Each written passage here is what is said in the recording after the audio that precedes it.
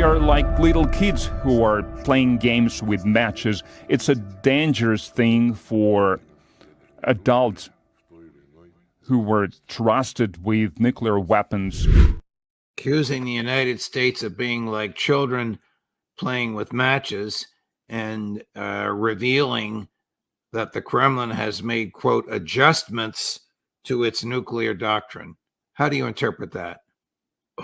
Well, what it means is that there's no such thing as a limited nuclear war.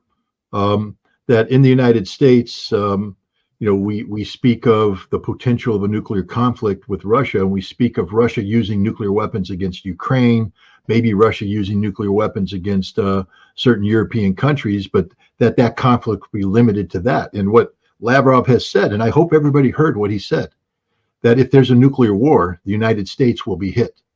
I'll say it one more time just so your audience understands what I'm saying. If there's a nuclear war in Europe, the United States will be hit. And now here's the thing.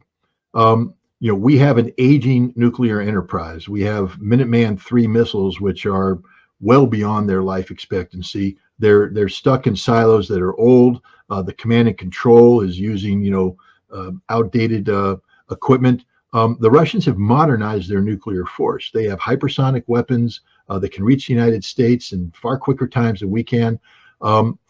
Russia not only will hurt the United States, but if Russia makes a decision to strike, it will be a killing strike designed to destroy America's nuclear force before it launches, to minimize America's retaliatory capacity. This is what Russia will do. And I hope people will take a look at the maps of what happens when 150 to 300 megaton warheads land, or kiloton warheads land on American cities. The spread of the radiation, how long the contamination will be. Guys, it's over. It's game, set, match. Humanity is gone.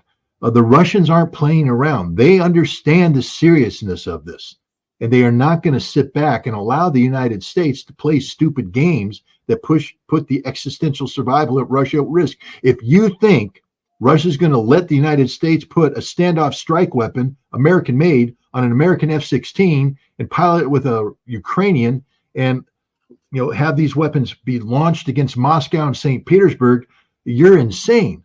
Russia will know exactly where that attack came from the United States, and the United States will pay the price. This is why I say we are on the edge of the abyss. We are closer to nuclear war than we have ever been. Look at the Biden administration. How have they responded to this?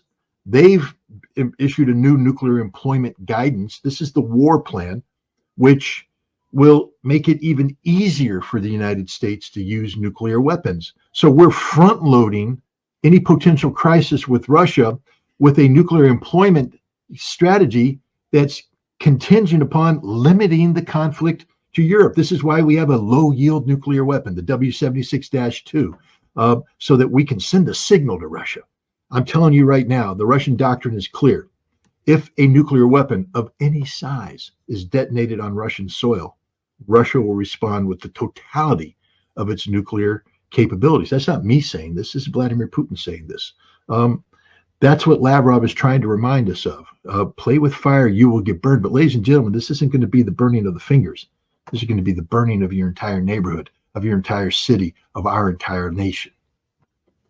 What do you think he meant when he said we are recalibrating or engaging in adjustments to our nuclear doctrines? Their doctrine was no first strike. Are they now no longer following that?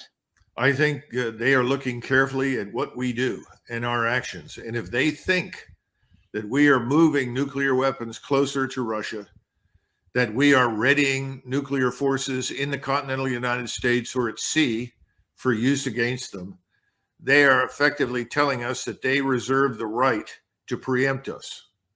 But they would only do that if they were convinced 100% that we were preparing to pull the trigger ourselves. And in so we should avoid that, Judge. The point is, right, we should avoid this. There should, if we want to avoid Armageddon, we need to stand up and say, we are removing the nuclear weapons from the naval combatants. We are removing nuclear weapons from any of our aircraft.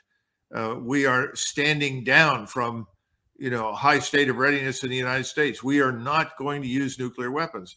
We refuse to do that. In fact, Biden has signed, I don't think he ever understood what he was signing, has signed a doctrine into existence. It's just the opposite. And you have these dangerous, foolish warmongers inside Washington, D.C. that think this is wonderful.